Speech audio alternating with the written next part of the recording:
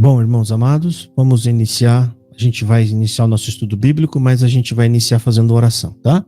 Peço que todos permaneçam com o seu áudio fechado e vamos orar. Feche os olhos, oremos a Deus, irmãos. Querido Deus e amado Pai, em nome de Jesus Cristo, estamos nós aqui, Senhor, dentro desta sala virtual, onde vamos fazer a leitura e o estudo da Tua Palavra, Senhor. Abençoa-nos, ó Deus. Estamos aqui para aprender sua vontade, Pai. Estamos lendo para conhecer, Senhor, os fatos de tudo aquilo que aconteceu com aquele povo lá em Israel, Senhor. Abençoa-nos, ó Pai. Ajuda nós a aprender, Senhor, com os erros deles, ó Pai, e com os ensinos que o Senhor dava para eles. Ó Deus, sabemos que não somos melhor do que eles, ó Deus. Nós sabemos que possivelmente, se estivéssemos lá, a gente também poderia estar com o coração endurecido, porque nós também sabemos. Se hoje estamos de coração aberto, é porque a Tua graça operou em nós, Pai. Mas nós queremos aprender, Senhor. Nós queremos ter conhecimento da Sua vontade. Porque nós precisamos, ó Pai eterno, para não ser enganados, Senhor amado, pelo nosso adversário, Senhor, que trabalha com a Escritura, mas fazendo uma equivocada interpretação para desviar as pessoas da verdade. Nos dá o Teu conhecimento, ó Deus. Estamos com a Bíblia na mão agora, Pai. Está aberta, nós vamos ler agora 2 Reis, Senhor eterno, no capítulo 21 em diante. Abençoa-nos, Senhor. Nós já estamos sentindo a Sua bênção, Pai. O Senhor já está nos ajudando. Nós só Te pedimos que permaneça nos ajudando, Pai, e nos orientando em tudo. Querido Deus, eis aí os nossos irmãos, Pai, que estão aqui. Abra a mente, o coração, para que receba o Teu ensino. Nós Te pedimos nessa oração, em nome do Senhor Jesus. Amém. Amém. Amém. Amém. Bom, irmãos,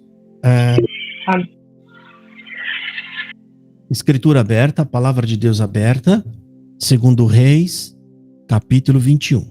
Vamos soltar aqui. Capítulo 21.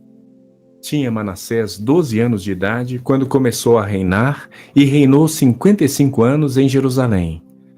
Sua mãe chamava-se Efzibá.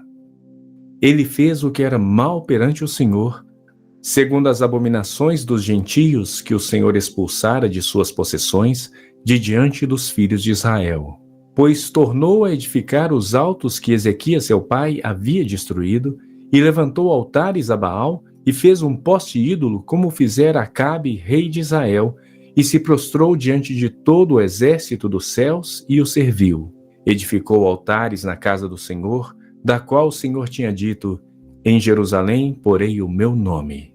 Também edificou altares a todo o exército dos céus, nos 2 átrios da casa do Senhor. E queimou a seu filho como sacrifício, adivinhava pelas nuvens, era agoureiro e tratava com médios e feiticeiros. Prosseguiu em fazer o que era mal perante o Senhor, para o provocar a ira. Também pôs a imagem de escultura do poste ídolo que tinha feito na casa de que o Senhor dissera a Davi e a Salomão seu filho: nesta casa e em Jerusalém, que escolhi de todas as tribos de Israel, porei o meu nome para sempre.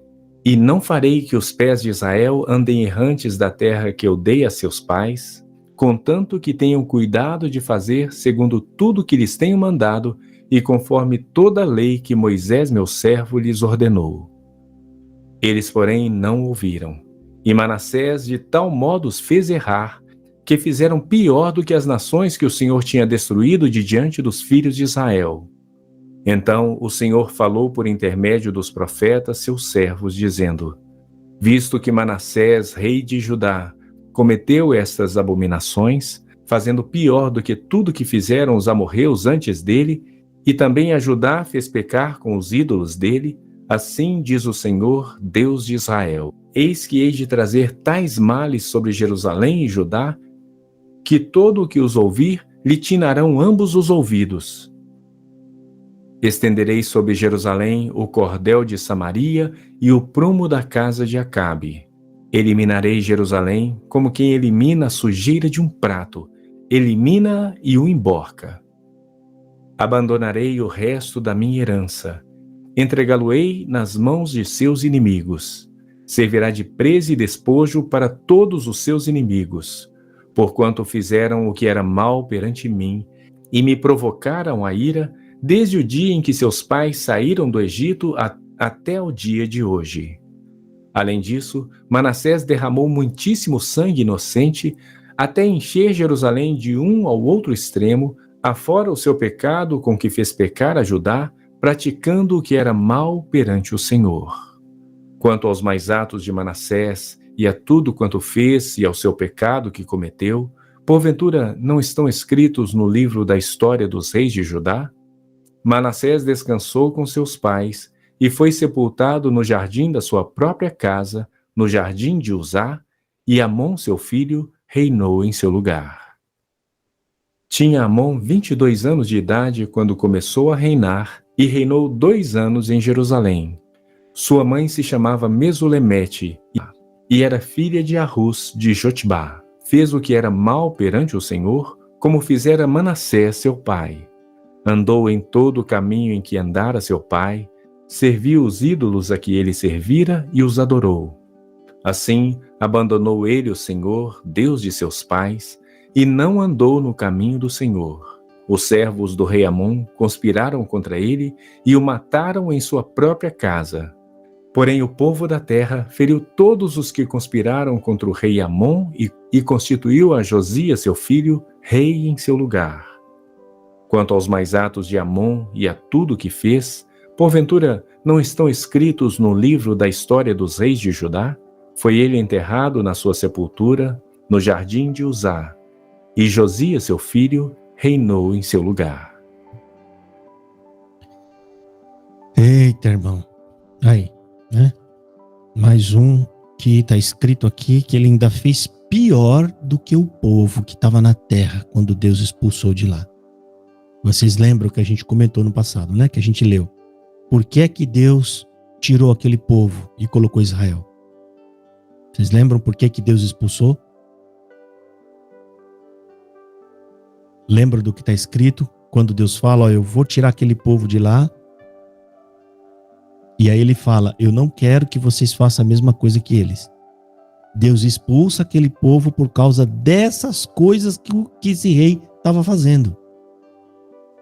Ou seja, foi isso que acendeu a ira de Deus para expulsar aquele povo, e por isso que Deus colocou todas aquelas regras dizendo, isso não fareis. Lembram? Quando ele fala, ó, não, vocês não farão seus filhos passar pelo fogo, vocês não abusarão da sua mãe, vocês não. Aí ele descreve aquela lista lá e fala, porque tudo isso fez os povos da qual eu lanço diante da vossa face. E eles estão fazendo tudo o contrário. Essas pessoas, gente, não sabem, eles não percebem. Mas eles estão sendo usados por espíritos e demônios para fazer o quê? Qual que é o verdadeiro inimigo do demônio? Do diabo? Eles querem provocar quem? Deus. É como se ele tivesse pegado a criatura dele. E qual criatura? Tem várias na Terra. Por que tem que ser aquela? Porque essa foi a que Deus escolheu, essa foi a que Deus ensinou, essa foi a que Deus criou, essa foi a que Deus doutrinou. Nós vamos mostrar para ele que esses homens são perversos. Eles vão seguir a gente. Vocês viram que aqui, acabaram de ler, e eles provocaram o Senhor. Vamos ler algumas passagens que eu acabei notando aqui, ó. Versículo 3. Porque tornou a edificar os altos que Ezequias, seu pai, tinha destruído. E levantou altares a Baal e fez um bosque como o que fizera Acabe, rei de Israel, e se inclinou diante de todo o exército dos céus e os serviram.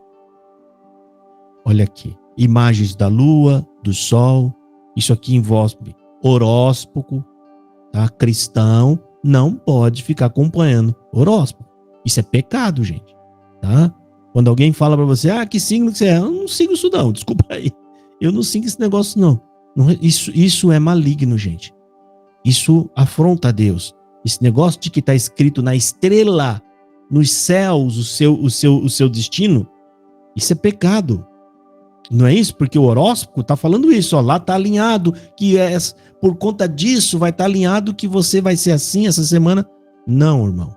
Não tem nada disso. É Deus que conhece a nossa vida. Né? No versículo 5, também edificou altares a todo o exército dos céus em ambos os átrios da casa do Senhor. Então, ele adorava muito esse negócio de astrologia, né? Esse negócio de estar adorando conforme o mapa do céu mostra, essas coisas todas. Agora vem aqui eu acredito que deve ser um dos piores pecados dele, versículo 6. E até fez passar a seu filho pelo fogo. Adivinhava pelas nuvens. Era agoureiro e ordenou adivinhos e feiticeiros e prosseguiu em fazer o que era mal aos olhos do Senhor para o provocar a ira. Tudo que Deus não queria, ele faz de propósito. Ele vai e faz essas coisas para provocar a ira de Deus. Aqui, irmão, matando o filho queimado no fogo. Qual é o Deus que ele está adorando aqui, irmãos? Tem um Deus, eu já lembrei o nome. Moloque é uma das divindades mais perversas que tem lá, justamente por conta disso. Matando seus próprios filhos ao fogo. Né? Adivinhadores, agoreiros, feiticeiros. Se as pessoas não tiverem firme na palavra, na escritura, gente, ela acaba descambando para essa linha aqui. Você pode estar dentro de uma igreja cristã e evangélica. Se não são firmes na palavra, eles vão fazer as mesmas coisas. Eles só não vão passar o filho no fogo, né? Porque não pode. Mas vão adivinhar, vão fazer coisas que são agoreiros, né? Rogar praga. Agoreiro, gente, é rogar praga. Vocês já frequentaram algum lugar que vocês viram rogando praga, dizendo que Deus ia abrir sepultura, ia mandar alguém? Tá aqui. Deus vai pesar a mão. Isso é pecado, gente. Isso não pode. E o pior, né?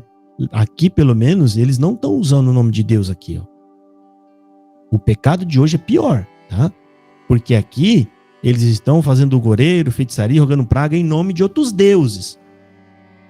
Agora, imagina dizer que é Deus que está mandando fazer isso. Ou seja, o que eu quero dizer, o que fazem hoje ainda é pior do que esses aqui, ó, que faziam. Não é? Vocês iam gostar, gente, que alguém fosse na casa de outra pessoa, xingar a pessoa ou falar mal dela e dizer que foi você que mandou falar e você não mandou nada?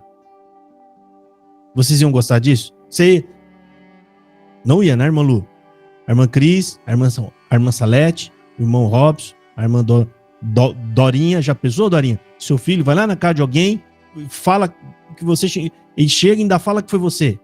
Agora, se vocês não iam gostar disso, por que Deus vai querer, gente, que fique usando o nome dele no meio desses pecados, dessas abominações? Isso é grave. Ficar falando, Deus manda falar, eu vou pesar a mão, eu vou mandar pro cemitério. Isso é grave, gente. Se alguém ali com um pouco de coragem podia levantar e chegar lá e como é que eu posso dizer? Repreender aquele espírito. Porque não é de Deus. Isso é blasfêmia. Exato, irmã Janir.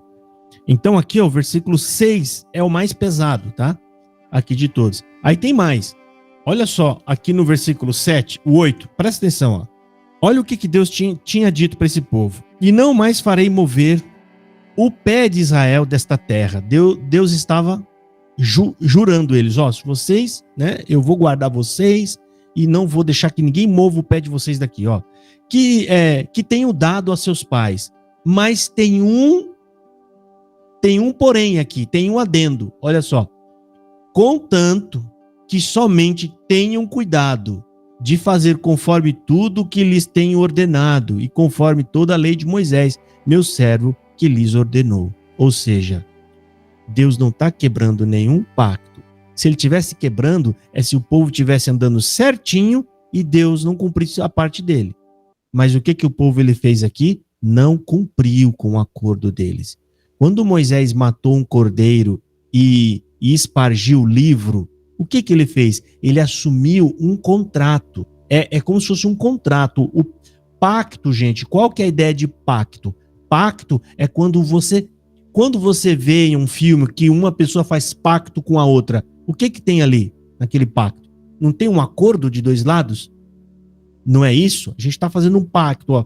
Então, Deus fez um pacto com o sangue de um cordeiro, espargindo o livro, e o povo não cumpriu com a sua palavra.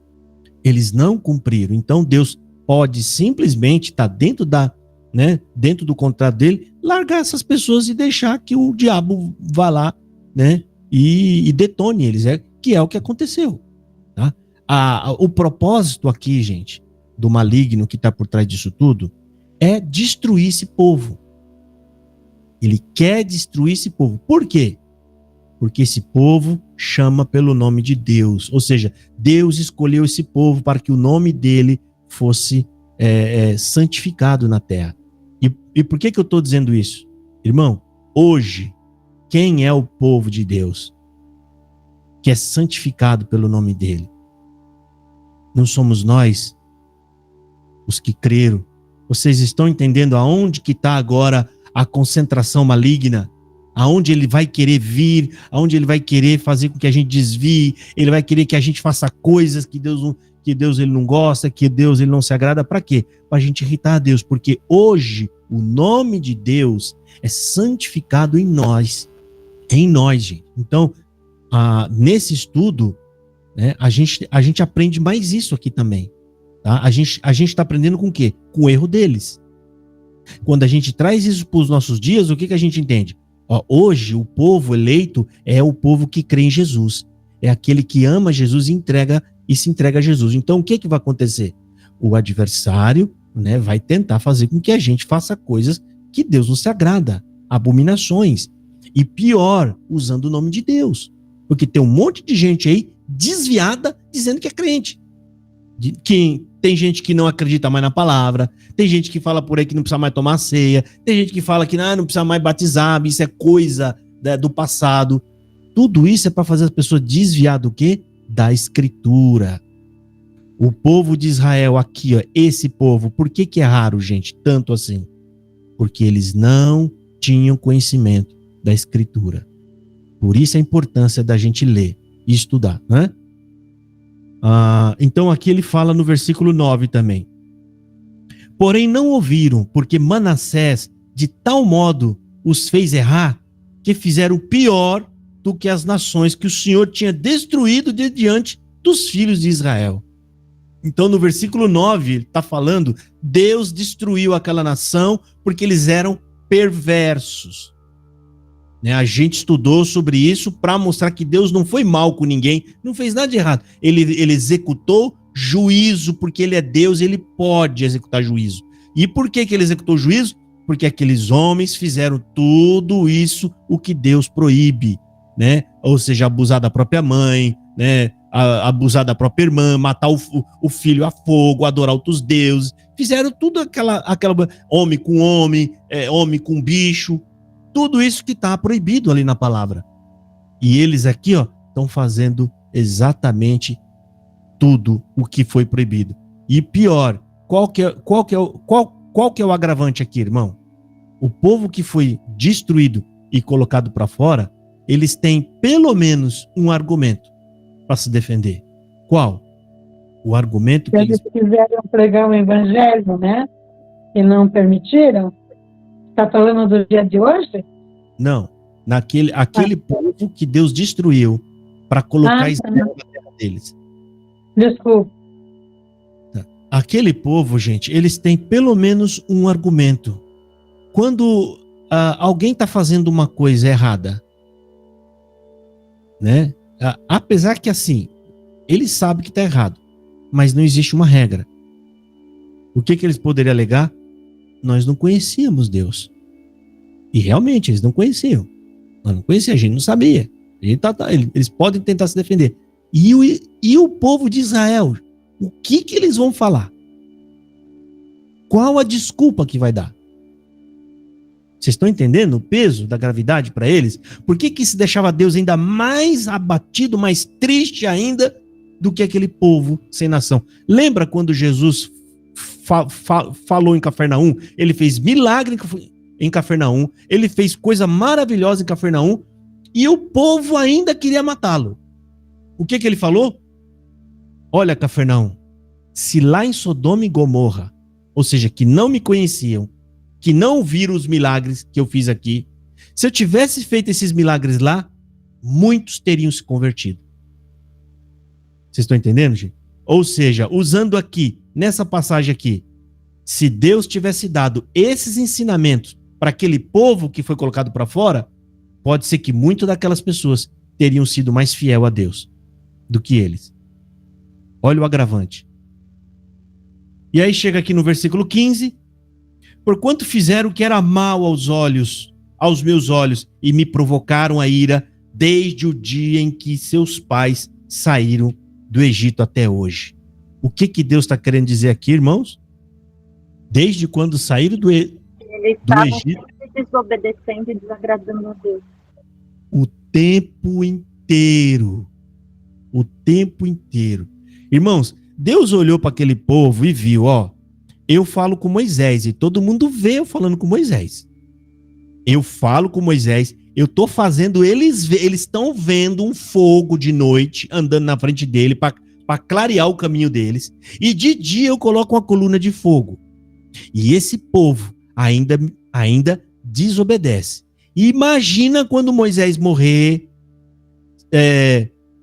Josué morrer, ou seja, que não tiver ninguém ali que ele saiba que fala com Deus, ou seja, esse povo vai descambar de vez.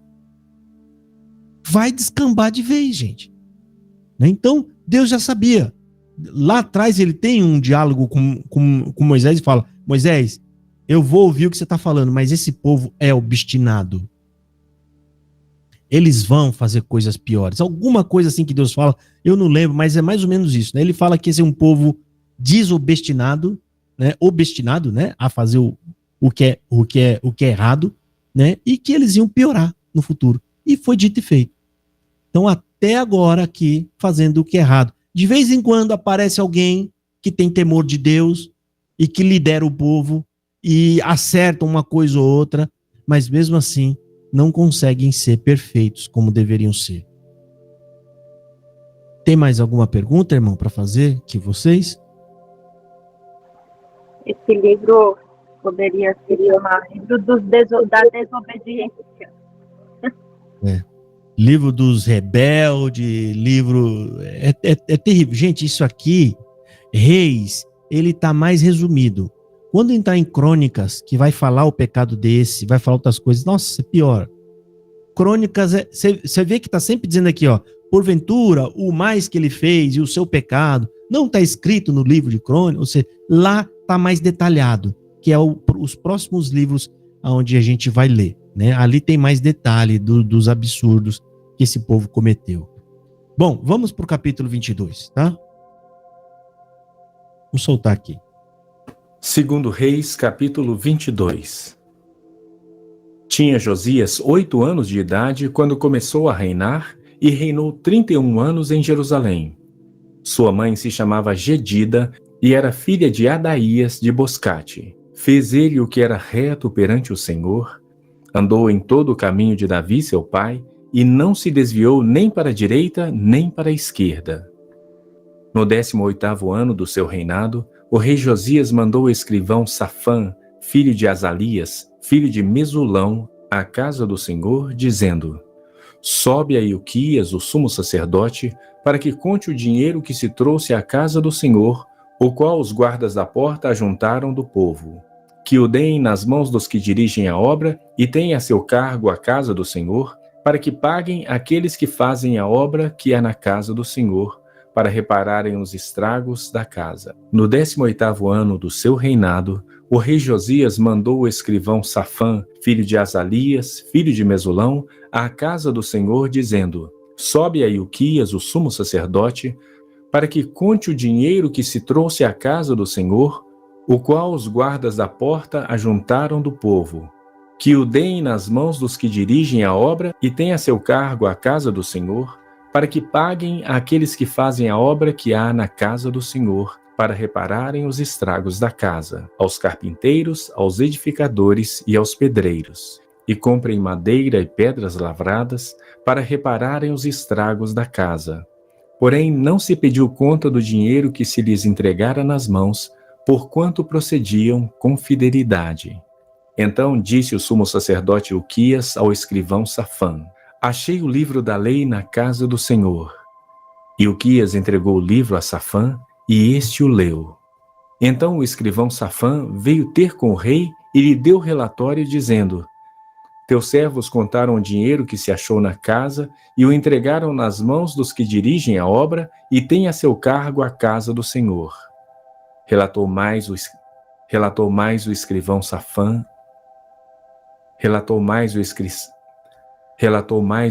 Safã ao rei. Relatou mais o escrivão Safã ao rei, dizendo: O sacerdote Ilquias me entregou um livro, e Safã o leu diante do rei. Tendo o rei ouvido as palavras do livro da lei, rasgou as suas vestes. Ordenou o rei a Ilquias, o sacerdote, a Aicão, filho de Safã, a Acbor, filho de Micaías, a Safã, o escrivão, e a Asaías, servo do rei, dizendo: Ide e consultai o Senhor por mim, pelo povo e por todo o Judá, acerca das palavras deste livro que se achou. Porque grande é o furor do Senhor que se acendeu contra nós, porquanto nossos pais não deram ouvidos às palavras deste livro, para fazerem segundo tudo quanto de nós está escrito. Então o sacerdote Ilquias, Aicão, Acbor, Safã e Asaías foram ter com a profetisa Uda, mulher de Salum, o guarda-roupa, filho de Tikva, filho de Arás, e lhe falaram. Ela habitava na cidade baixa de Jerusalém.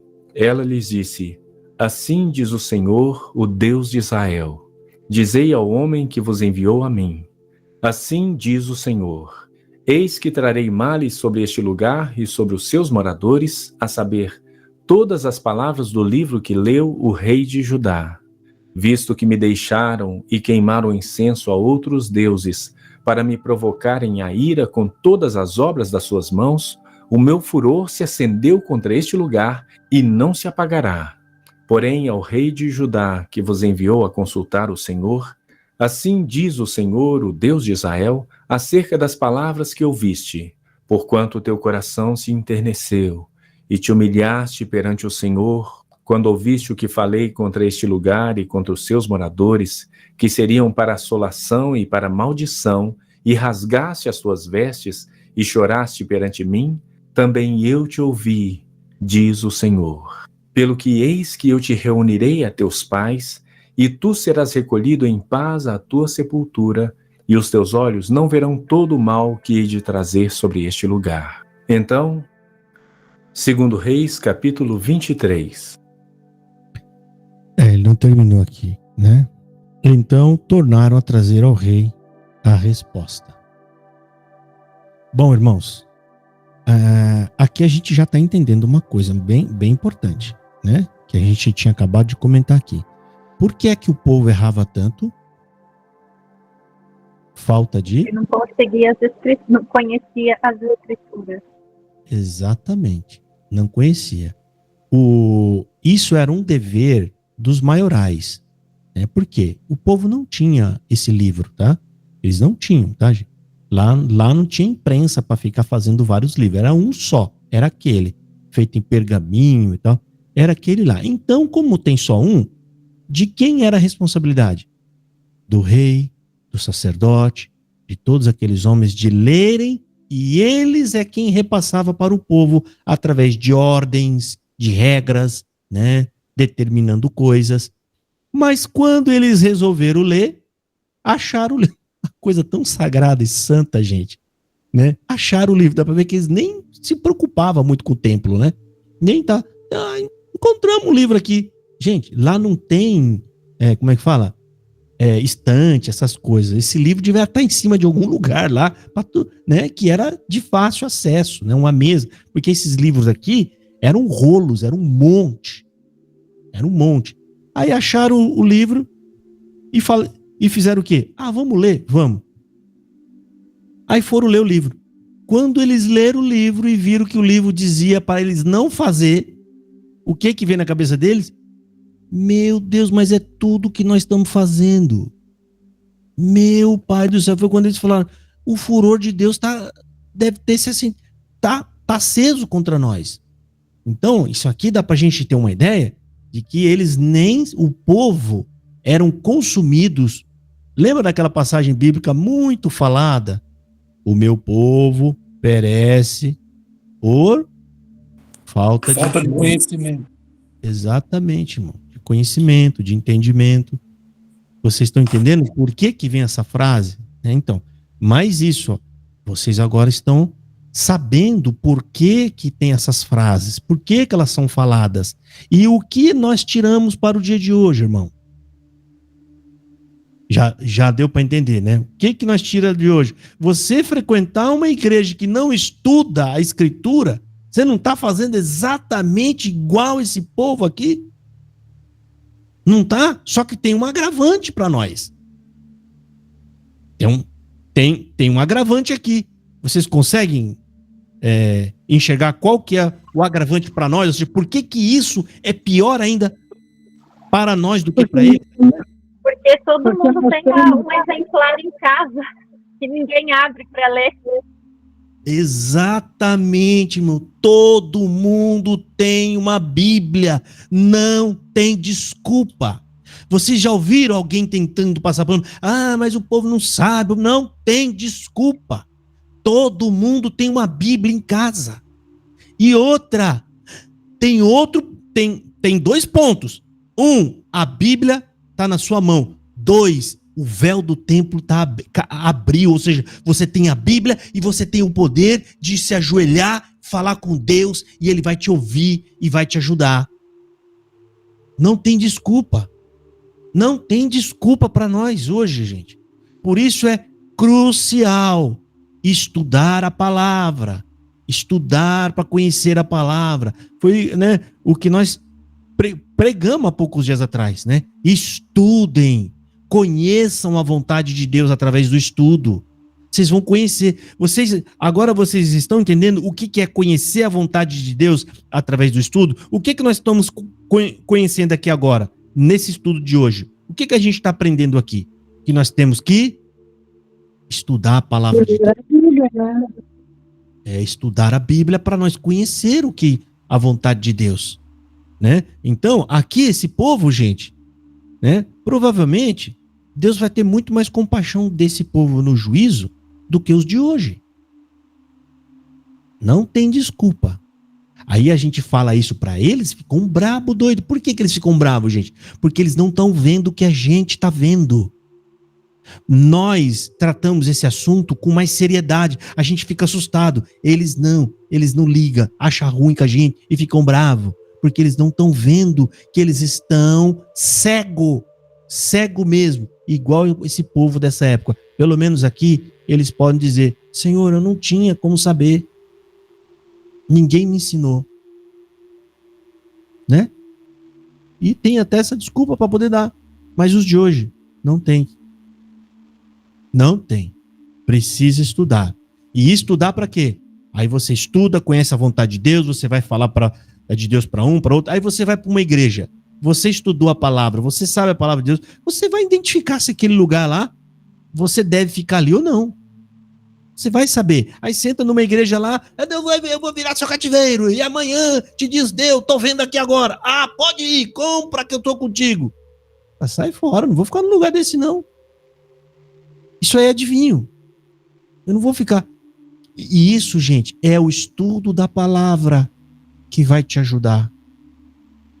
Vai te ajudar a se defender, a se proteger, né? A ser firme com Deus, a ser fiel com Ele. É o estudo da palavra. Estudo da palavra, gente, pode ser usado o nome estudando para conhecer a vontade de Deus.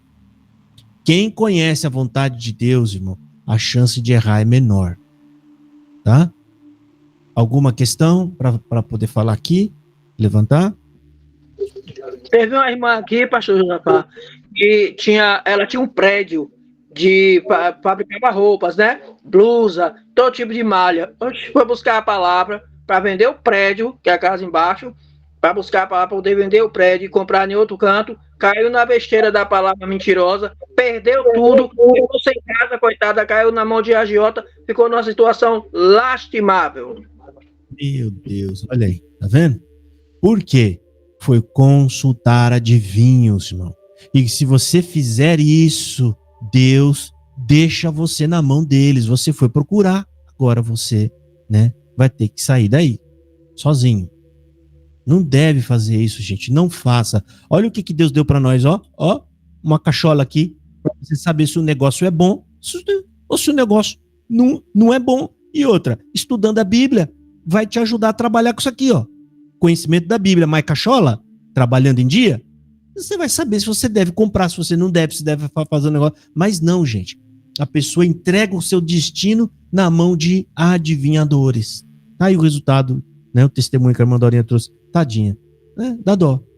Sim, irmã Cris. E as pessoas que trabalhou com ela, inclusive a que fazia os salgados aqui na minha casa, nos casamentos que a gente trabalhava, trabalhou 5 anos, e as outras também, perdeu tudo, não pagava INSS, coitada, ficou numa situação difícil, tem uns 2 anos que se aposentou pelo LOAS, mas perdeu tudo. Todos que trabalharam com ela. Olha o tipo de pessoa, gente, que vai buscar a palavra lá naquele lugar. Gente que não se importa com os outros, que não paga INSS para os outros, para as pessoas. Ou seja, se fosse uma igreja que pregasse o evangelho, a pessoa ia entender que uma das bases do evangelho é ser justo com as pessoas. Você tem que ser justo. Não, vou pagar sim, porque isso está na lei, isso é justo, as pessoas precisam. Mas tá aí.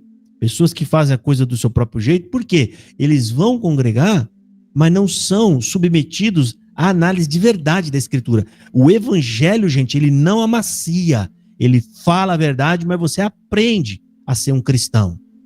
Aí, ó. Nunca foi repreendido. Vai congregar e sempre vai que eu sou contigo, não vai que eu sou contigo, eu vou, a pessoa toda torta, não paga o INSS dos funcionários, não, porque vou cumprir o desejo do seu coração, né? Muda ou não muda? Pode ir que eu sou contigo. Parece aqueles profetas lá do rei Acabe, né? 450 dizendo pra ele, não, pode ir que eu sou contigo, pode ir. Eu falava com ela dava cultos, aí eu falava com ela, irmã Solange, vá procurar, saia de lá que ela vai apontar e vai levar a irmã junto. Ah, não, eu digo, irmã vai atrás de seus direitos. Não. Ah, não, a gente não pode dar queixa, não. Eu não tenho os irmãos pregando, não. De que nada de irmão, rapaz? Você tem que a palavra de Deus falar que você tem que ver sobre a lei da terra. Você está na terra. Aí ela, não, perdeu tudo. Então vai pegar uma máquina, peça ela para passar uma máquina das máquinas que ela tem lá, né, industrial, para você, quando foi atrás, te entregou tudo para os agiotas, o agiota tomou tudo. Olha aí, tá vendo? E ainda Deus foi bom que botou a irmã Dorinha na vida da mulher para dar um alerta, mesmo assim, não quis saber não. Irmã Cris, pode falar. Irmão, seguindo aqui agora no versículo 13, queria ver, entender melhor. Versículo 13? Sim, aqui ele tem uma profetisa lá. Tem uma mulher, uma profetisa. Então eles estudaram, eles leram o livro e entenderam que estavam errado, mas eles queriam consultar a Deus para saber se realmente estava errado.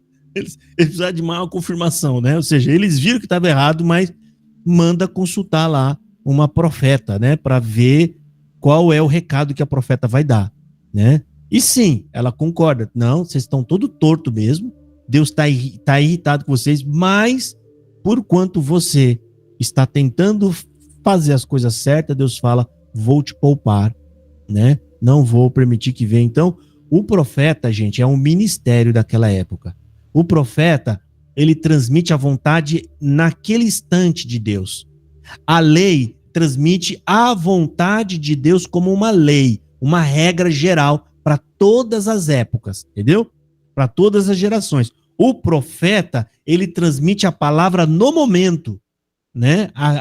Através do profeta, você sabe se naquele instante Deus está irritado, se Deus está bravo, ou se Deus, né, ele não está bravo. Ou seja, ele transmite, como que eu posso dizer, o sentimento ali de momento de Deus, né? Como Deus está. Então, eles mandam ir consultar o profeta, né, para saber. É isso, irmã Cris, que você queria saber? Eu fiquei assim, porque quando eles entregam o livro, e eles vão consultar a profetisa, na verdade, porque assim, eles não sabiam, eles foram conhecer pelo livro, não é? Eles Então, sabem por cima, né? Eles sabem assim, igual sabe os cristãos hoje. Ah, existe um Jesus aí, morreu. Ele sabe que tem que falar o nome de Jesus, sabe? Ele sabe que eles carregam o nome de cristão, mas não sabe mais nada. Então eles aqui sabiam disso. Ó, nós somos de Israel, a gente tem um Deus no céu e a gente tem que servi-lo, mas não sabe, né? A palavra de Deus mesmo, a verdade, né? Então eles vão consultar e ali eles percebem que eles estão errados. E a culpa maior é deles, os líderes. Sirma, pode falar. Mas, na verdade, ela não teve nenhuma revelação de Deus. Era porque ela leu e aí falou que estava ali, né? Ela só confirmou. Não que Deus deu uma revelação para ela falando que, né, o que ia fazer. É muito bom a observação da irmã, porque não é porque está escrito no livro dizendo que foi consultar a profetisa que significa que ela ela recebeu a revelação. Quando ela recebe, vai estar escrito: Deus deu a palavra na boca da fulana, tal. Aqui é igual a profetisa lá de Saul. Não quer dizer que Saul viu mesmo. Aliás, não quer dizer que era Samuel que estava levantando da sepultura. Lá está querendo dizer o que a mulher estava vendo, mas não quer dizer que aquele realmente era Saul.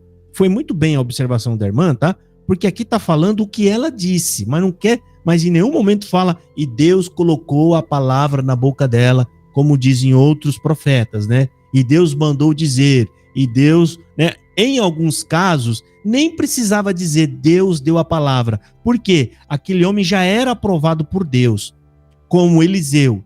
Em alguns momentos, Deus fala, vai, faz isso, isso, isso. Não precisou dizer assim, Deus mandou Eliseu dizer à mulher, pede vasos e enche, né? Até que fique cheio. Não, por quê? Porque Deus já tinha mostrado para as pessoas que Deus já se usava dele, né? Usava. O próprio poder que ele tinha já testemunha que aquele homem era usado por Deus. Então, a gente tem que prestar atenção que, apesar da narração, da escrita, está dizendo o que aconteceu. Não quer dizer que Deus mandou ela falar isso. Ela provavelmente é uma mulher antiga, conhece algumas coisas, já estava envolvido com outros homens temente a Deus, né? E eles sempre consultam, eles procuram alguém que seja ancião, né? Ou seja, alguém de velho, antigo, que já conhece a palavra de Deus. Então ela poderia ser uma pessoa que tinha bastante conhecimento da vontade de Deus e foram consultá-la. Mais alguma coisa, irmãos? Então vamos para o capítulo 23? Então deu ordem o rei, e todos os anciãos de Judá e de Jerusalém se ajuntaram a ele. O rei subiu à casa do Senhor, e com ele todos os homens de Judá, todos os moradores de Jerusalém, os sacerdotes, os profetas e todo o povo, desde o menor até o maior. E leu diante deles todas as palavras do livro da aliança que for encontrado na casa do Senhor. O rei se pôs em pé junto à coluna e fez aliança ante o Senhor para o seguirem, guardarem os seus mandamentos, os seus testemunhos e os seus estatutos, de todo o coração e de toda a alma, cumprindo as palavras desta aliança que estavam escritas naquele livro. E todo o povo uniu a esta aliança. Então o rei ordenou ao sacerdote Uquias e aos sacerdotes da segunda ordem e aos da guarda da porta que tirassem do templo do Senhor todos os utensílios que se tinham feito para Baal e para o poste ídolo e para todo o exército dos céus, e os queimou fora de Jerusalém, nos campos de Cedron, e levou as cinzas deles para Betel. Também destituiu os sacerdotes que os reis de Judá estabeleceram para incensarem sobre os altos nas cidades de Judá e ao redor de Jerusalém, como também os que incensavam a Baal, ao sol e à lua e aos mais planetas, e a todo o exército dos céus. Também tirou da casa do Senhor o poste ídolo, que levou para fora de Jerusalém até o vale de Cedron, no qual o queimou e o reduziu a pó, que lançou sobre as sepulturas do povo. Também derribou as casas da prostituição cultual que estavam na casa do Senhor, onde as mulheres teciam tendas para o poste ídolo. A todos os sacerdotes trouxe das cidades de Judá e profanou os altos em que os sacerdotes incensavam, desde Geba até Berseba, e derribou os altares das portas que estavam à entrada da porta de Josué, governador da cidade, à mão esquerda daquele que entrava por ela. Mas os sacerdotes dos altos não sacrificavam sobre o altar do Senhor em Jerusalém. Porém, comiam pães asmos no meio dos seus irmãos. Também profanou a Tofete, que está no vale dos filhos de Inom, para que ninguém queimasse a seu filho ou a sua filha como sacrifício a Moloque. Também tirou os cavalos que os reis de Judá tinham dedicado ao sol, à entrada da casa do Senhor, perto da câmara de Natã-Meleque, o camareiro, a qual ficava no átrio, e os carros do sol queimou. Também o rei derribou os altares que estavam sobre a sala de Acás, sobre o terraço, altares que foram feitos pelos reis de Judá, como também os altares que fizera Manassés nos 2 átrios da casa do Senhor. E esmigalhados, os tirou dali e lançou o pó deles no ribeiro de Cedrom. O rei profanou também os altos que estavam defronte de Jerusalém, à mão direita do monte da destruição, os quais edificara Salomão, rei de Israel, para Astarote, abominação dos sidônios, e para Quemos, abominação dos moabitas, e para Milcom, abominação dos filhos de Amon. Semelhantemente, fez em pedaços as colunas e cortou os postes ídolos, e o lugar onde estavam encheu ele de ossos humanos. Também o altar que estava em Betel, e o alto que fez Jeroboão, filho de Nebate, que tinha feito pecar a Israel, esse altar junto com o alto o rei derribou, destruiu o alto, reduziu a pó o seu alto e queimou o poste ídolo. Olhando Josias ao seu redor, viu as sepulturas que estavam ali no monte, mandou tirar delas os ossos e os queimou sobre o altar, e assim o profanou, segundo a palavra do Senhor que apregoara o homem de Deus que havia anunciado estas coisas. Então perguntou: que monumento é este que vejo? Responderam-lhe os homens da cidade: é a sepultura do homem de Deus que veio de Judá e apregoou estas coisas que fizeste contra o altar de Betel. Josias disse: deixai-o estar, ninguém mexa nos seus ossos. Assim deixaram estar os seus ossos com os ossos do profeta que viera de Samaria. Também tirou Josias todos os santuários dos altos que havia nas cidades de Samaria e que os reis de Israel tinham feito para provocarem o Senhor à ira. E lhes fez segundo todos os atos que tinha praticado em Betel. E matou todos os sacerdotes dos altos que havia ali sobre os altares, e queimou ossos humanos sobre eles. Depois voltou para Jerusalém. Deu ordem o rei a todo o povo, dizendo: celebrai a Páscoa ao Senhor vosso Deus, como está escrito neste livro da aliança. Porque nunca se celebrou tal Páscoa como esta, desde os dias dos juízes que julgaram Israel, nem durante os dias dos reis de Israel, nem nos dias dos reis de Judá. Corria o ano 18º do rei Josias, quando esta Páscoa se celebrou ao Senhor em Jerusalém. Aboliu também Josias os médios, os feiticeiros, os ídolos do lar, os ídolos e todas as abominações que se viam na terra de Judá e em Jerusalém, para cumprir as palavras da lei que estavam escritas no livro que o sacerdote Uquias achara na casa do Senhor. Antes dele, não houve rei que lhe fosse semelhante, que se convertesse ao Senhor de todo o seu coração e de toda a sua alma e de todas as suas forças, segundo toda a lei de Moisés. E depois dele, nunca se levantou outro igual. Nada obstante, o Senhor não desistiu do furor da sua grande ira com que ardia contra Judá, por todas as provocações com que Manassés o tinha irritado. Disse o Senhor: também a Judá removerei de diante de mim, como removi Israel, e rejeitarei esta cidade de Jerusalém que escolhi, e a casa da qual eu dissera: estará ali o meu nome. Quanto aos mais atos de Josias e a tudo quanto fez, porventura não estão escritos no livro da história dos reis de Judá? Nos dias de Josias, subiu Faraó Neco, rei do Egito, contra o rei da Assíria ao rio Eufrates, e tendo saído contra ele o rei Josias, Neco o matou em Megido no primeiro encontro. De Megido, os seus servos o levaram morto, e num carro o transportaram para Jerusalém, onde o sepultaram no seu jazigo. O povo da terra tomou a Joacás, filho de Josias, e o ungiu e o fez rei em lugar de seu pai. Tinha Joacás 23 anos de idade quando começou a reinar, e reinou 3 meses em Jerusalém. Sua mãe chamava-se Amutal e era filha de Jeremias de Libna. Fez ele o que era mal perante o Senhor, segundo tudo que fizeram seus pais. Porém, Faraó Neco o mandou prender em Ribla, na terra de Amate, para que não reinasse em Jerusalém, e impôs à terra a pena de 100 talentos de prata e 1 de ouro. Faraó Neco também constituiu rei a Eliaquim, filho de Josias, em lugar de Josias, e lhe mudou o nome para Jeoaquim. Porém, levou consigo para o Egito a Joacás, que ali morreu. Jeoaquim deu aquela prata e aquele ouro a Faraó. Porém, estabeleceu imposto sobre a terra para dar esse dinheiro segundo o mandado de Faraó. Do povo da terra exigiu prata e ouro, de cada um segundo a sua avaliação, para o dar a Faraó Neco.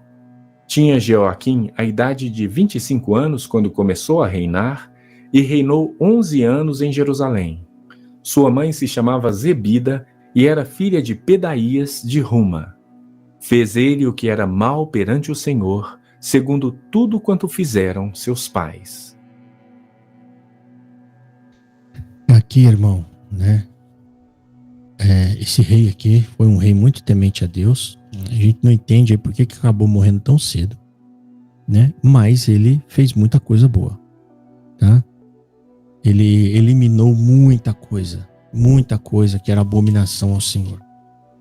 Ele se converteu, como diz a Escritura, se converteu de todo o seu coração, de toda a sua alma, de toda a sua força, né? E removeu tudo o que não agradava a Deus.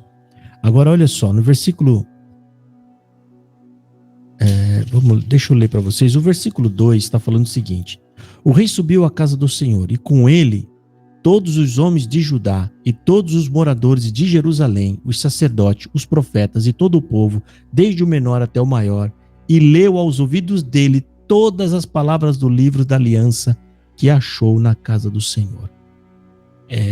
Praticamente passou ali, né, bastante tempo, bastante horas, lendo as leis, as ordenanças de Deus, né? E o povo ouviu, gente. E quando o povo ouvia, o povo seguia, tá? É por isso que Deus, nessa época, gente, quando Deus dava o dom do Espírito Santo, ele dava para algumas pessoas só, o rei ou um profeta, porque essas pessoas é quem ia dirigir o povo. Mas quando o rei errava, o que acontecia com o povo? Todo mundo errava. Vocês entendem agora por que Deus falou pelo profeta que ele derramaria do seu espírito em todo o povo? Todo mundo. Por que ele planejou isso e fez isso? Por que vocês acham que Deus falou? Agora eu vou dar meu espírito para todo aquele, né, que crer em mim. Justamente para não confiar mais no outro. Deus vai ensinar um por um. O Espírito Santo é Deus em nós. É Deus para guiar a gente, né? Para não deixar mais que a gente fique refém na mão desses homens, né? Então Deus, ele faz essa promessa, ele cumpriu essa promessa. Isso está lá em Joel, e quando Jesus sobe, ele derrama o Espírito Santo sobre todo aquele que crê. E essa é uma profecia que está lá, se não me falha a memória, em Jeremias 31, no versículo 34, está falando o quê? E eu vou escrever a minha lei na tábua de coração do meu povo, e nunca mais precisará dizer um homem ensinar o outro homem. O que ele está querendo dizer com isso? Ele está querendo dizer que isso que vai escrever na tábua do coração é o meu espírito vai entrar nesse coração e eu vou ensiná-los, né? Não que você não precisa de ser ensinado, não é isso. Esse ensiná-lo é ensinar uma coisa que a gente não consegue, que é o temor a Deus e o amor a Deus. E isso só o Espírito Santo consegue plantar em nós. Tá? O versículo 6. Também tirou da casa do Senhor. Gente, a casa do Senhor, que é o lugar santo, olha onde esse povo colocou o ídolo, gente. Isso aqui não é para provocar mesmo, irmãos. Ó, e também tirou da casa do Senhor o ídolo do bosque, levantado para fora de Jerusalém até o ribeiro de Cedro, e o queimou junto ao ribeiro de Cedro, e desfez em pó, e lançou o seu pó sobre a sepultura dos filhos do povo.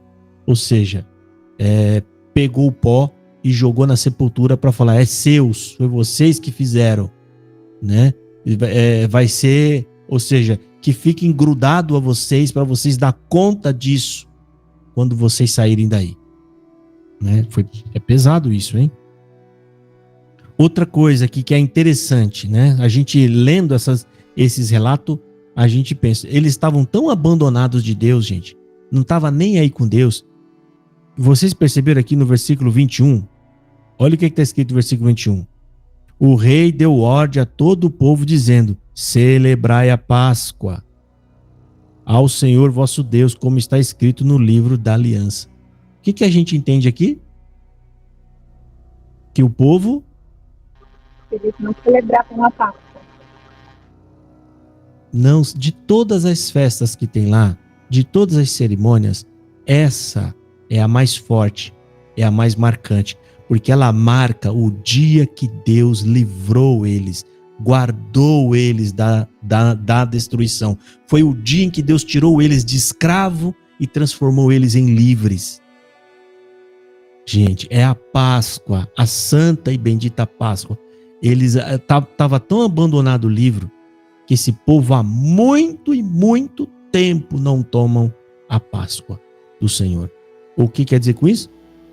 Nem se lembram do bem que Deus fez para eles. Nem se lembram. E a Páscoa, gente, qual que era o propósito da Páscoa? Fazer eles se lembrar do grande livramento que Deus deu para eles. De como que naquele dia, e a ideia é para que eles contem aos filhos dele, pai, o que é a Páscoa? O que nós estamos comemorando?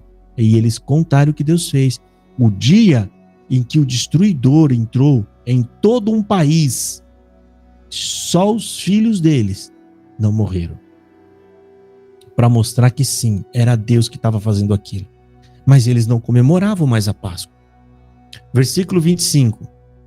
E antes dele, falando sobre o rei, né? E antes dele não houve rei semelhante que se convertesse ao Senhor com todo o coração, com toda a sua alma e com todas as suas forças conforme a lei de Moisés, e depois dele nunca se levantou outro tal. Aqui tem duas informações interessantes aqui, importante. Aqui está falando que ele se converteu de verdade, né? Foi um grande rei. Mas qual é a outra informação que nós encontramos aqui que tem a ver com o tempo? Com o tempo. Esse escritor é um escritor que escreveu bem na época mesmo, ou escreveu isso muito tempo depois? Como que ele sabe que não teve outro mais igual? Vocês estão entendendo o que eu estou dizendo? Ele está afirmando. Escreveu depois. Muitos desses livros, gente, alguns deles foi reescrito de novo, tá? Coisas de 400 anos depois, sabe? 500 anos depois. Porque você percebe aqui que ele está falando que depois dele não houve mais ninguém. Como que ele vai saber disso? Se ele não é alguém que está lá, é como se nós tivéssemos contado a história do Brasil hoje. Aí você conta a história de Pedro Álvares Cabral e fala, ó, depois de Pedro Álvares Cabral, nunca mais se levantou outro rei no Brasil. Por que eu posso... Você está falando da tradição oral? Oi, irmão? Isso que você está falando, Josafá, é a tradição oral? Que um vai contando para o outro? Naquela época se fazia muito isso, tá? O que eu tô falando é que muitos desses registros, é porque eu já falei isso lá atrás, muito desses registros foi escrito muito tempo depois, tá? É alguém que toma consciência e fala, a gente precisa registrar essas coisas que aconteceram para que não se perca, não caia no esquecimento. Até alguns livros de Moisés. Tá? A ideia é, Moisés escreveu? Escreveu, mas pode ter se perdido alguma coisa. E a tradição oral fez com que eles reescrevessem. Por quê? Lá nas passagens, nos livros de Moisés, né, tem falas igual a essa aqui, dizendo o seguinte, e eles passaram o vale, tipo assim, eu vou dar um exemplo, de Dan. Mas não existia vale de Dan naquela época. Dan é uma das tribos que entrou na terra depois dele. Vocês estão entendendo? É como se a gente estivesse relatando a história do descobrimento do Brasil. Aonde que Pedro Álvares Cabral chegou primeiro aqui? Qual foi o lugar do Brasil onde eles desceram? Da embarcação? Vocês lembram? Na Bahia. Exatamente, na Bahia. E quando a gente lê uma história daquela época, ou qualquer coisa, a gente vê o quê? Pedro Álvares Cabral chegou na Bahia. Mas existia Bahia naquela época? Tinha nome de Bahia? Tinha estado de Bahia? Vocês estão entendendo o que eu estou querendo dizer? Quem escreveu, está escrevendo no momento que já existe aquele estado da Bahia. É igual lá quando Moisés está escrevendo, e isso aconteceu na terra de Dan, mas não existia a terra de Dan ainda. Como assim? Dan é uma tribo que só vai ter terra depois que ele morre, que é quando Josué pega o grupo e atravessa com o grupo, e aí que vai dividir as terras. Vocês estão entendendo? É bom vocês saberem disso, porque pode ser que no futuro alguém queira confrontar vocês, e se você não souber disso, vai falar, mas peraí, Moisés nunca escreveu, é mentira. Não, né? Isso quer dizer que teve reescrições que são fiéis aos fatos, por isso que Deus sela isso aqui como palavra dele. O que significa selado? É que a gente crê que tudo que está escrito aqui foi pela inspiração divina. Pode ser que a gente não tenha o nome da pessoa exato que fez a reescrição, mas a gente sabe que foi pelo Espírito Santo.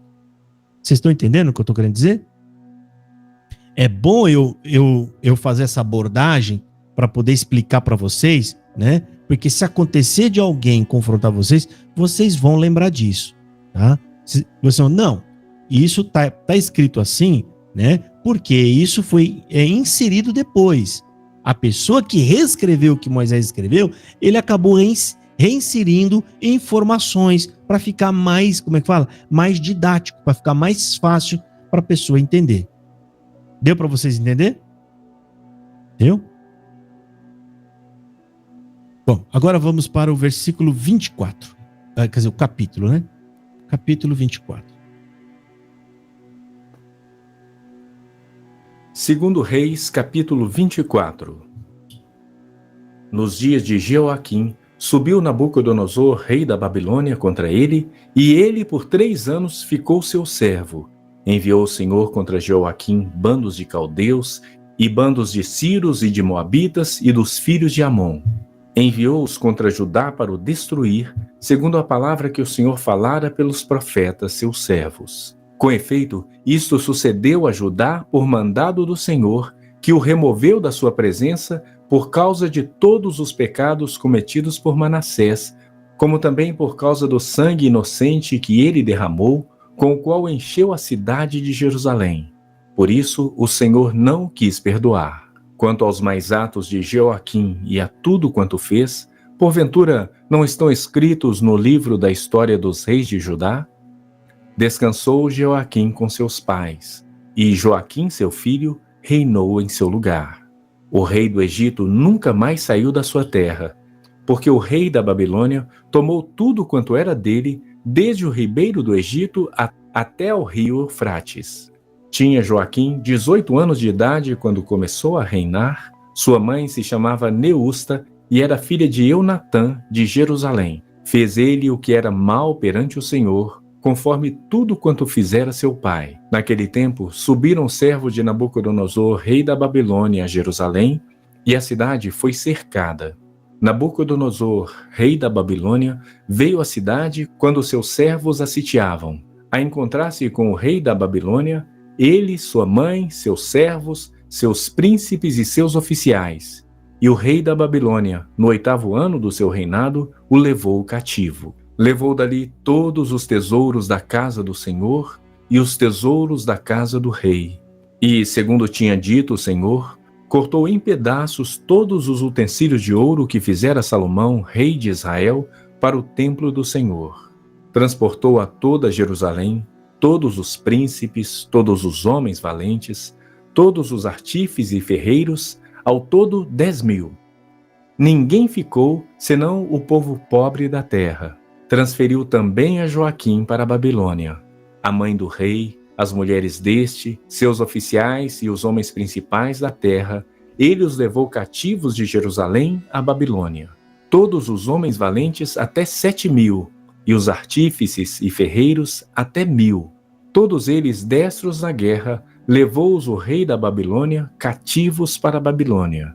O rei da Babilônia estabeleceu rei em lugar de Joaquim, ao tio paterno deste, Matanias, de quem mudou o nome para Zedequias. Tinha Zedequias a idade de 21 anos quando começou a reinar, e reinou 11 anos em Jerusalém. Sua mãe se chamava Amutal e era filha de Jeremias de Libna. Fez ele o que era mal perante o Senhor, conforme tudo quanto fizera Joaquim.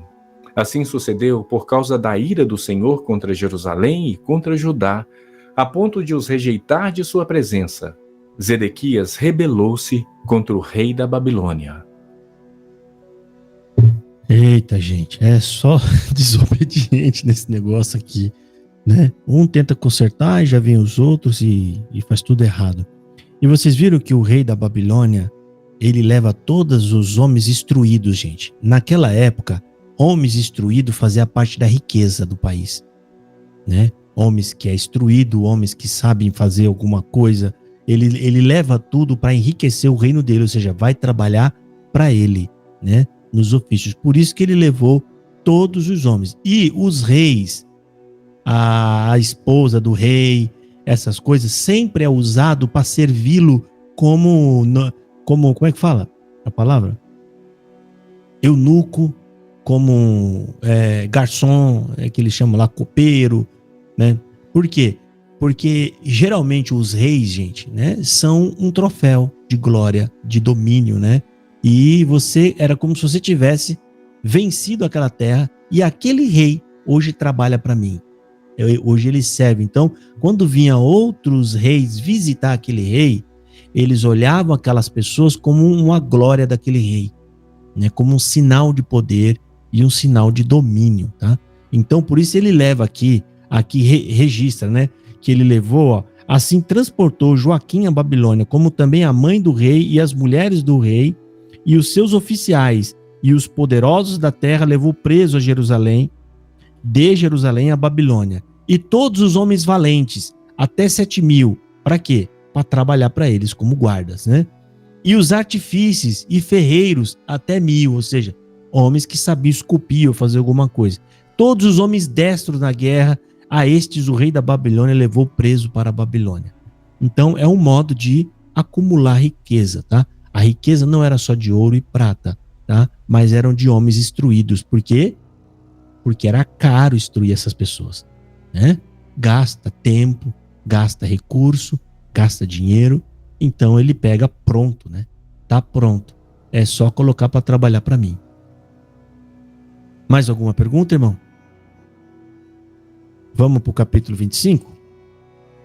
Aí a gente... José, esse rei é o mesmo que fala lá em Daniel, no Nabucodonosor? É. E Daniel foi cativo também, né? Foi, Daniel tá aqui, tá? Isso a gente vê com mais clareza em Crônicas, onde vai vir as explicações. É o mesmo rei, tá? Esse rei é aquele rei que mandou espia lá na época do rei Ezequias, né? Que ele mandou lá, que o coitado simplão mostrou tudo, como era de muito longe, de muito longe, não vai vir. Mas eles já tinham técnicas de viagem, tem tudo isso, gente, técnicas de viagem também, tá? Eles conquistavam aonde era muito próximo, era muito perto, né? Não dá para levar muito equipamento de guerra, tem custo de viagem, né? Tem tudo isso. Então, os reis começam a otimizar a viagem, criar métodos para fazer viagens mais longas, carregar os equipamentos. Por que o Império de Roma conseguiu dominar muito lugares mais longe ainda, mais extenso e por mais tempo. Vários métodos, mas eu vou falar uma coisa que revolucionou naquela época. São eles que criaram as ruas, as estradas. E isso fazia com que ele movimentasse as tropas com mais rapidez. Com o quê? Com carros, né? Com equipamentos grandes, né? Então, são eles que criaram a ideia de criar estradas largas, né? Aí eles colocam escravos para trabalhar, né? E pavimentando aquilo ali para poder transportar esses equipamentos com mais rapidez. Vocês estão entendendo? Mas aqui, Ezequias se deu mal, porque Nabucodonosor era ranhento e falou, eu vou até lá, eu vi muito ouro. Tem muito ouro, tem muita coisa, né? E foi quando Deus já previu, né? Ó, tá bom, você vai morrer e eu vou te poupar, mas os que vêm depois de você vão todos ser levados para esse lugar longe e longínquo. Entenderam, irmãos? Esse rei Nabucodonosor é o mesmo, tá? É o mesmo. Esse homem foi poderoso, grande, ou seja, ele dominou tudo que ele via. Tudo, né? Bom, vamos lá, capítulo 25? Vamos? Vamos soltar aqui. 2 Reis, capítulo 25.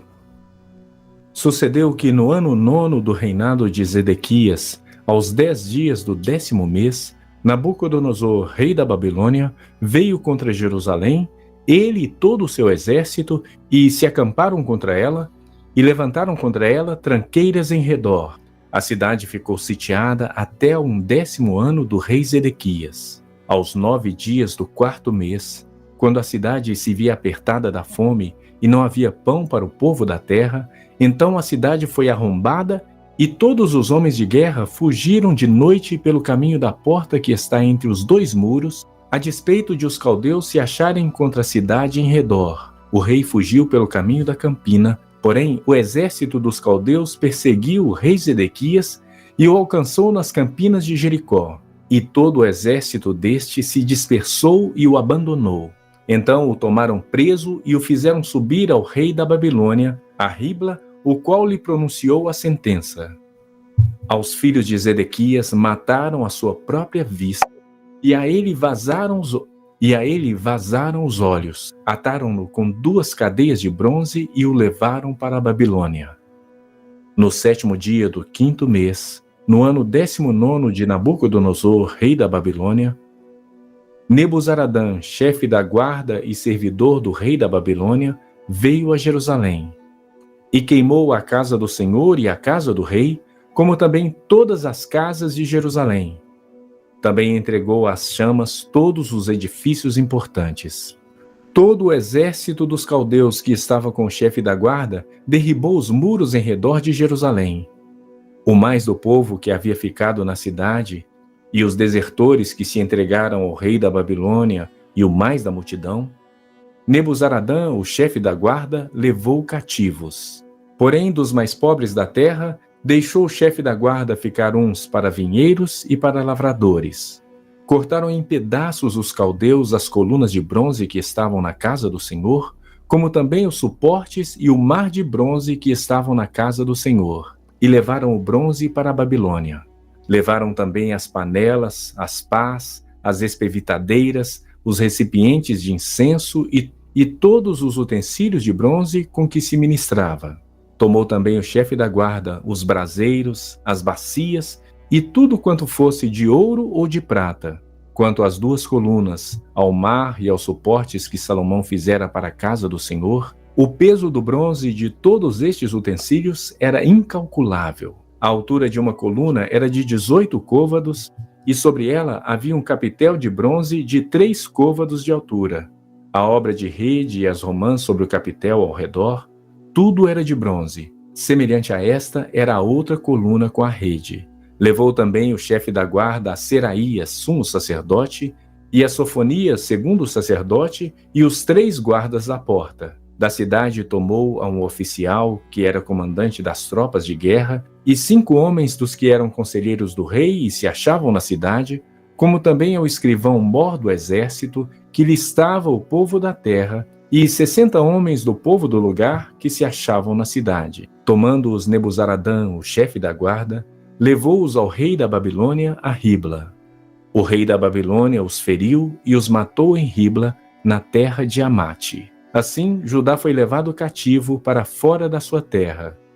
Quanto ao povo que ficara na terra de Judá, Nabucodonosor, rei da Babilônia, que o deixara ficar, nomeou governador sobre ele a Gedalias, filho de Aicão, filho de Safã.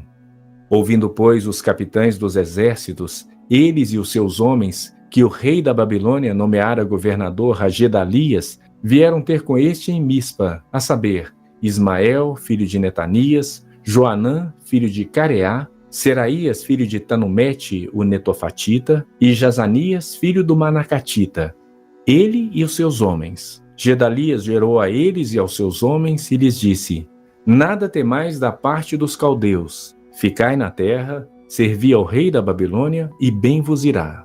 Sucedeu, porém, que no 7º mês veio Ismael, filho de Netanias, filho de Elisama, da família real, e 10 homens com ele, e feriram a Gedalias, e ele morreu, como também aos judeus e aos caldeus que estavam com ele em Mispa. Então se levantou todo o povo, tanto os pequenos como os grandes, como também os capitães das tropas, e foram para o Egito, porque temiam aos caldeus. No 37º ano do cativeiro de Joaquim, rei de Judá, no dia 27 do 12º mês, Evil-Merodach, rei da Babilônia, no ano em que começou a reinar, libertou do cárcere a Joaquim, rei de Judá. Falou com ele benignamente e lhe deu lugar de mais honra do que a... dos reis que estavam com ele na Babilônia. Mudou-lhe as vestes do cárcere, e Joaquim passou a comer pão na sua presença todos os dias da sua vida. E da parte do rei lhe foi dada subsistência vitalícia, uma pensão diária durante os dias da sua vida. Irmão, esse relato interessante, que eu acredito que é o foco desse capítulo, é para mostrar o que eles estavam carregando de Israel. Deu para imaginar agora o que eles viram quando Ezequias levou esses homens para ver o templo, a casal? Porque fala que o mar de bronze, ouro puro daquilo, ouro puro, o templo estava carregado de coisas preciosas. Eram peças pesadas, puras. Quando aqueles homens viram, eles falaram: meu Deus, nós vamos voltar aqui, né? Lá Ezequias passeando com eles, né? E ele estava olhando e os camaradas pensando: nós temos que voltar aqui e arrancar tudo isso e levar embora. É muito dinheiro. É muita coisa, porque tudo que foi feito, e na época de Salomão, gente, que não teve dó, gastou mesmo, fez aquelas coisas para ficar, sabe, um negócio de rico. Então, aqui você vê que era muito material precioso, muito metal nobre, muita coisa importante, muita coisa boa, né? E foram saqueados, levaram tudo. Por quê? Porque não temeram a Deus. Lá atrás Deus falou: se vocês não guardarem os meus mandamentos, eu vou entregar vocês, né, na mão daqueles povos. E cumpriu, gente, tudo isso aqui. E isso aqui é uma prefigura o futuro, né? O futuro, que é o quê? Se nós não guardarmos a palavra de Deus, se nós não temer, irmão, ou seja, amá-lo, né, e servir a Deus, o final da vida daquele que não teme a Deus e não crê em Jesus são os espíritos vindo buscar. E já não é mais o rei da Babilônia, né? Porque a nossa luta hoje é espiritual. Vai vir aqueles espíritos malignos, o espírito da morte, né, com seus demônios, e vai arrastar essas pessoas para o inferno. Vocês estavam no culto lá, que a gente mostrou aquelas imagens? Vocês viram? Você viu que são imagens reais? São imagens reais. Como se explica aquilo? E o final, coisa linda, aquela senhora: eu tô vendo anjos. A senhora tá com... É bom que a senhora tá vendo? É muito bom. E isso é bíblico. Aonde a gente pode achar uma passagem dessa na Bíblia? Tem na Bíblia. Aonde? O que foi que Estevão disse na hora que ele ia morrer? O que Estevão falou? Eis que estou vendo meu Senhor. E ele ficou feliz. Meu Deus, o homem estava sendo apedrejado, ele ficou feliz. Ele falou, eu vejo o meu Senhor ao lado do seu Senhor. Ou seja, ele viu Jesus à destra de Deus. Isso é bíblico. Por isso eu creio. Né? E aquela senhora, você viu, ela tá morrendo, gente. Está no fim da vida dela. E lá o relato fala que ela faleceu naquele momento. Ela fala, eu estou vendo anjos. Estão vindo. Isso é bom, mãe? É bom. É bom. Ela estava toda feliz, gente. Eu fico pensando no meu dia também. A gente fica empolgado, né? A gente não pode desejar, né? Porque Deus vai ficar bravo com nós. Mas quando ele vier, eu vou ficar muito emocionado. Eu vou chorar, acho que eu estiver morrendo, chorar de alegria ali, né? Porque é isso que a gente está lutando, né? Para isso, tá? Nós não tememos mais a Deus, irmão. Não precisa. Ame-o só. O resumo de toda a lei, irmão, é isso. Ame o Senhor como Ele te ama. Só isso. Deus, Ele fez tudo isso para aquele povo. Por quê, irmão? Porque Deus, em primeiro lugar, Deus amou Abraão e fez promessa para Abraão. E por amor, Abraão amou o seu povo, amou os seus filhos, amou todo o seu povo. E tudo que ele fez foi por amor. E ele quer o quê? Que nós o amemos de volta. Vocês têm filho? A maioria tem. Vocês não fazem de tudo por eles? Acorda de madrugada, vai lá ver se está coberta, a gente cobre. O danado bate o pé, tira de novo, mas você vai lá, cobre de novo. A gente fica bravo e de noite vai lá ver, né? Não tá vendo, mas dá vontade de pedir desculpa, né, para eles, mas a gente vai lá ver se tá tudo bem. Às vezes você dá uma palmada e você vai ver no lugar se ficou machucado, e a gente não quer machucar. Por quê, gente? Porque a gente ama. E o que um pai dedicado espera do filho? Você não quer nada dele. Você não quer que seu filho se mate por você. Você não quer. Você só quer que ele entenda que você fez tudo por amor. Não é isso, irmão? É tudo que você quer. Eu só quero que eles entendam que tudo que eu fiz foi por amor. Até aquela surra que você deu foi por amor. Até as vezes que minha mãe falou, eu vou arrancar a sua cabeça. Mas era por amor. É óbvio, ela nunca vai arrancar a cabeça, né? As mães têm umas ameaças terríveis, né? A minha esposa aqui, meu Deus do céu, já falou que ia arrancar o pé do meu filho, o braço, a cabeça. É tudo para tentar pôr medo, porque ela não vai pôr a mão. E eles sabem disso. Mas tudo isso é por amor, gente. Deus, quando corrige, por amor, Ele não quer que os seus filhos se transformem naquilo que é abominável. Ele não quer. E Deus não desistiu, irmão. Por que Ele não desistiu? A última obra dele para resgatá-los, Ele deu o filho para morrer. Não foi? Ele deu o filho como prova do quê? Eu vou dar tudo o que eu tenho para resgatá-los de volta, mas eu não vou perdê-los. Isso é amor. E Deus espera isso de nós, que a gente o ame, né? Vamos orar, irmão, para nós agradecer o final desse estudo. Tem alguém aí que pode levantar a mão para agradecer? Eu tô vendo aqui 1, 2, 3, 4, 5 pessoas. Eu vou escolher um, hein? Eu vou escolher um. Posso escolher? O irmão Robson vai orar para nós. Tá bom, irmão Robson? Ora por nós, irmão, e agradece, tá bom? Tá bom. Vamos orar, irmão, Jesus. Senhor Deus, nós estivemos aqui nesse estudo, aprendendo a Tua Palavra, e agora guarda em nossos corações esses conhecimentos. Nos ajude, pelo amor de Deus, nos ajude no nosso caminhar durante a nossa jornada, né? Guarde em nossos corações esses conhecimentos e nos dá força para que nós possamos colocar esse conhecimento em prática na nossa vida. E assim, te pedimos que nos abençoe na nossa jornada e nos apresentamos esse estudo e em agradecimento a Ti, Senhor. Amém. Amém. Glória a Deus. Amém. Amém. Deixa eu só finalizar aqui, irmãos.